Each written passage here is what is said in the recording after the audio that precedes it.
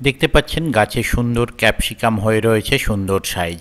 আজকে আমরা আলোচনা করব ক্যাপসিকাম চাষ সম্বন্ধে। আমরা জানি আমরা যদি আগাম ক্যাপসিকাম চাষ করতে পারি তাহলে যখন আমরা ক্যাপসিকাম বাজারজাত করব তখন তার বাজার মূল্য যথেষ্ট ভালো পাওয়া যাবে। তাই আগাম ক্যাপসিকাম চাষের জন্য সবথেকে উপযুক্ত সময় হলো সেপ্টেম্বর অক্টোবর মাস। এই সময় যদি আপনি ক্যাপসিকাম চাষ শুরু করে দিতে পারেন তাহলে আপনি বাজারজাত যখন করবেন তখন বাজার মূল্য বেশ ভালো পাওয়া যাবে এবং তাতে আপনার লাভ্যাংশটা বেশি থাকবে। ক্যাপসিকাম চাষের জন্য উপযুক্ত মাটি হচ্ছে দোআঁশ মাটি বা বেলে দোআঁশ মাটি বা এঁটেল দোআঁশ মাটিতেও ক্যাপসিকাম চাষ হয়। আমরা জানি যে কোনো চাষের জন্য আমাদের 2 থেকে 3 ধাপ জমি চাষ করতে হয় বা চাষ করে থাকি। জমির উর্বরতার ওপর ডিপেন্ড করে জমিতে আমাদের সার প্রয়োগ করতে হয়। আমি মধ্য উর্বর জমিতে কি পরিমাণ সার প্রয়োগ করব সেটা আমরা একটু জেনে নিই।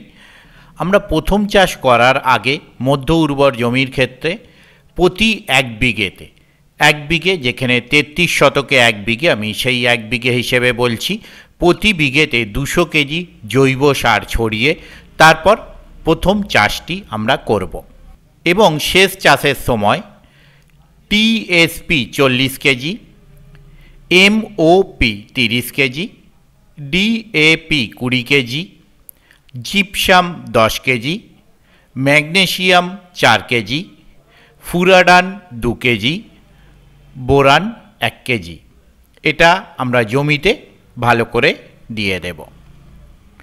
এইগুলো জমিতে ছড়ানোর পর আমাদের বেড তৈরি করতে হবে এবং এই সময় আমরা 1 কেজি দস্তা দিতে পারি ছড়িয়ে, বা এটি পরে দিলেও চলবে। ক্যাপসিকাম চাষের জন্য 2.5 ফুট চওড়া প্রস্থের বেড প্রয়োজন হয়। এই বেডের জন্য গুরুত্বপূর্ণ জিনিস হচ্ছে মালচিং ফিল্ম। তাই বেডের ওপর আমাদের মালচিং ফিল্ম বেছাতে হবে। এই মালচিং ফিল্মের গুরুত্বটা কী সেটা আমি অবশ্যই আর একটা আলাদা ভিডিওই আপনাদের সঙ্গে আলোচনা করে দেব। প্রতি বেড়ে সারি থেকে সারি 20 ইঞ্চি এবং 16 ইঞ্চি দূরে একটি করে চারা রোপণ করতে হবে। বসানোর সময় 30 থেকে 35 দিন বয়সের চারা হলে ভালো হয়। এরপর জমিতে রস বুঝে জমিতে 3 থেকে 4 সেচ দিতে হবে। আর যদি জমির রস ধারণ ক্ষমতা কম হয় সেক্ষেত্রে কিন্তু সেচের পরিমাণ বাড়াতে হবে। অন্যান্য চাষের মতো এই ক্যাপসিকাম চাষেও পোকামাকড় রোগবালাইয়ের ব্যাপার থেকে থাকে। এই ক্যাপসিকাম গাছে ফপস, লাল মাকড় ও জাব পোকার আক্রমণ আমরা দেখতে পাই। এছাড়া এই গাছে ফিউজুরি লুইডস, ব্যাকটুরি লুইডস, নেমাটোডে বা নেমাটোডো ও গোড়া পচার আক্রমণ হয়ে থাকে। আমরা এই চাষে নতুন হই বা পুরনো, এই ধরনের রোগবালাই সম্বন্ধে খুব গুরুত্বপূর্ণভাবে খেয়াল রাখতে হবে এবং রোগগুলো যদি হয় তাহলে সেগুলো ধরে উপযুক্ত পরিমাণ ব্যবস্থা নিতে হবে। এই পোকামাকড় বা রোগবালাইয়ের হাত থেকে মুক্তি পাওয়ার জন্য কী ধরনের ওষুধপত্র ব্যবহার করবেন তার একটি আলাদা ভিডিও দেওয়া আছে। ক্যাপসিকামের জমি আপনাকে খুব ভালোভাবে পরিচর্যা করতে হবে। জমিকে সবসময় পরিষ্কার পরিচ্ছন্ন রাখতে হবে। নিচের দিকে অপ্রয়োজনীয় যে সমস্ত ব্রাঞ্চ থাকবে সেগুলো সময় অন্তর আপনাকে কেটে দিতে হবে। এতে গাছ বাড়তে বা বৃদ্ধি পেতে সুবিধা হবে। গাছ বেড়ে ওঠার সাথে সাথে খুঁটির ব্যবস্থা করতে হবে।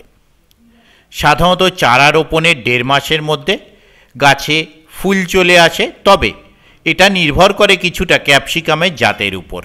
কিছু ক্যাপসিকামের জাত আছে যেগুলো তার আগে পাবেন, আবার কিছু কিছু ক্ষেত্রে তার পরেও হতে পারে, তবে সাধারণত 1.5 মাস সময় লাগে।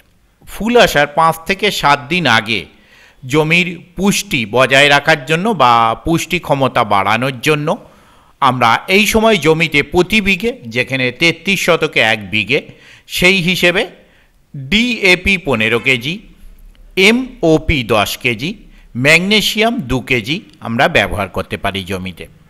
সব ঠিকঠাক থাকলে 2 মাসের মধ্যে ফল বাজারজাত করা যেতে পারে। ক্যাপসিকাম কাঁচা অবস্থাতে সংগ্রহ করে বিক্রি করা হয়ে থাকে বা বাজারজাত করা হয়ে থাকে। পলি হাউস বা খোলা মাঠে বিভিন্ন রঙের ক্যাপসিকাম চাষ করা যেতে পারে, তবে এটা মাথায় রাখতে হবে আপনারা যেখানে বাজারজাত করবেন সেখানে কী রঙের ক্যাপসিকামের চাহিদা বেশি আছে, আপনারা সেই ধরনের ক্যাপসিকাম চাষ করবেন। পরের ভিডিওয়ে দেখা হবে নতুন তথ্য নিয়ে। ধন্যবাদ।